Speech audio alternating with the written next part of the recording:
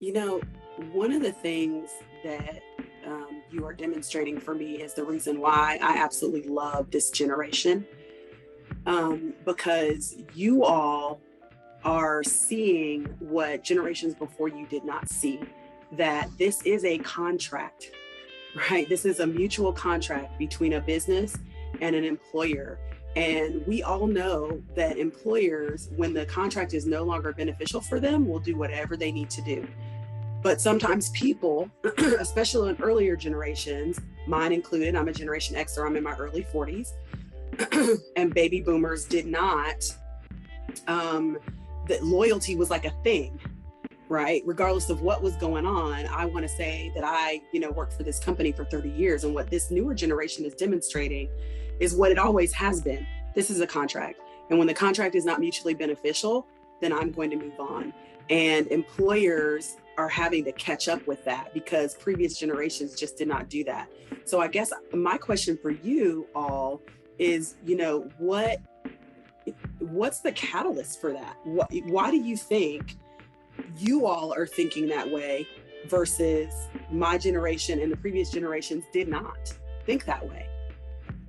So that's really interesting. I noticed the generational difference from, I remember when I left my first job, when I was doing contracting for the Department of Defense, and my dad and my granddad, they had a conversation. I think my granddad was like, no, he doesn't need to leave. He needs to stay there and get benefits, and like the old-fashioned mindset. Yep. My dad explained to him that this is not how we do things now. We go from not just hopping from job to job, but as you move throughout your career, it's okay to leave companies, but each one you go to, you acquire more tools and skills that allow you to be or reach whatever your goal is. And so I think the generational thing, it's undeniable. And I think what drove me to get there is just recognizing that I had aspirations that were so much bigger than what I could offer to a company. I felt like my contributions as an individual, the ideas that I had up here, were more important for me to materialize than helping somebody else achieve their vision. And so I think we are, for better and worse, I do feel like we are more selfish as a generation. And like in instances like this, I feel like it's certainly more helpful.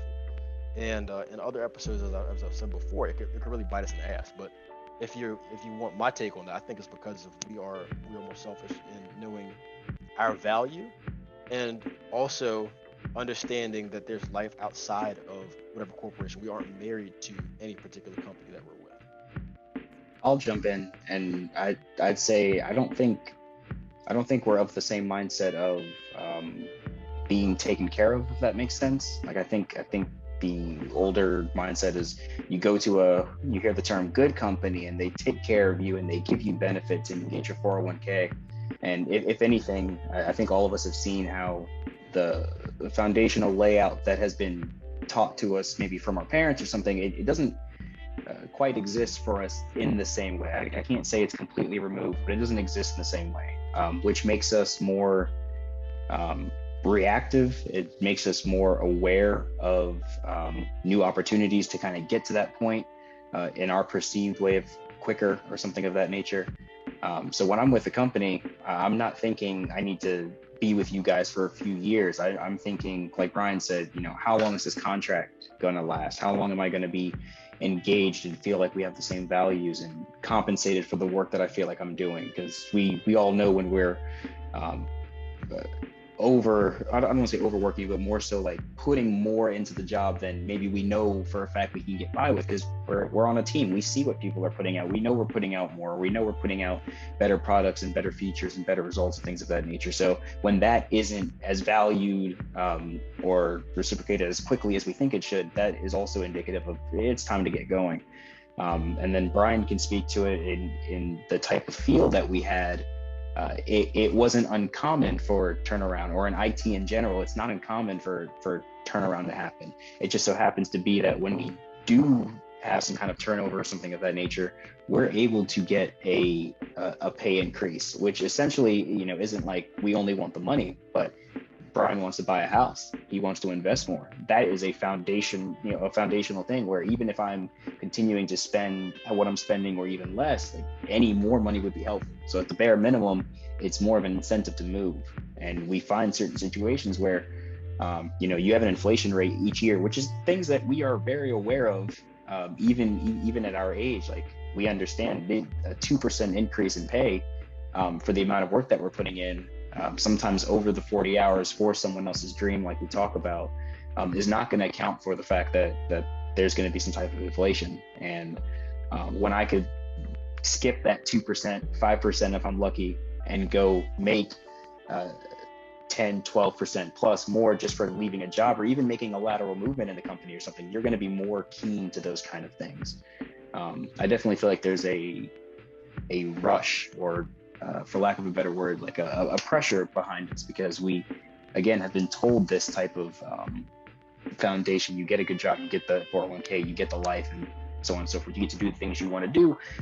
But the caveat is you got to wait till you're 65, and that's if everything stays the same. And in our generation, we've realized things are not the same, and they keep changing, and you will get left behind if you don't change with it.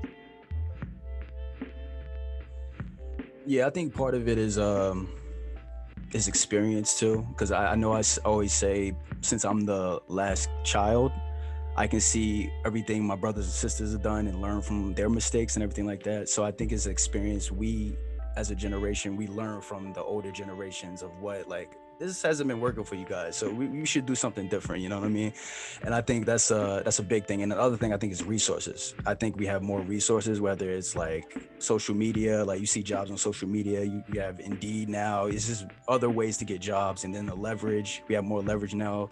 So I think it's definitely a mixture of all those things. What do you think, Des? For me, I think that you guys are hitting at an umbrella, and it's just the valuation of time. Everything you guys have said goes under the concept of just our valuation of time. And that's the big thing for me. Similar to what, Josh said, exposure to more information, Indeed, social media, whatever it may be. But I think the biggest thing, what hits the nail on the head for me, because as a kid, I had a hard time understanding the concept of a 9 to 5, just going to work, dreading the work that you're doing, coming home to a family.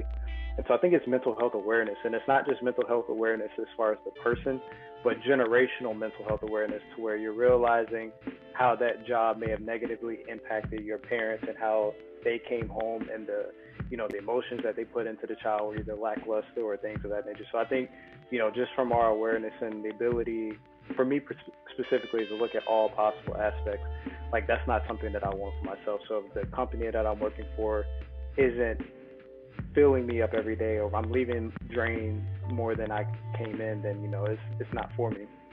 And I think it's also just, the economic evolution, like you guys are saying, like our awareness to all factors going around, whereas beforehand we might have just been in the dark or willfully ignorant. Like we have more information coupled with an economic evolution, to where we're seeing all the possibilities, more entrepreneurs, or even if it's not more entrepreneurs, it's just more of an awareness of the processes that goes with entrepreneurship, to where, maybe you aren't an entrepreneur, but you understand the power, like you guys are saying, of that contract, and that with you being the employee, you're coming in to extract the most possible and getting the best, value of yourself while you're in that position, instead of just coming in and doing the work, not loving the work, and, feeling lackluster, living lackluster.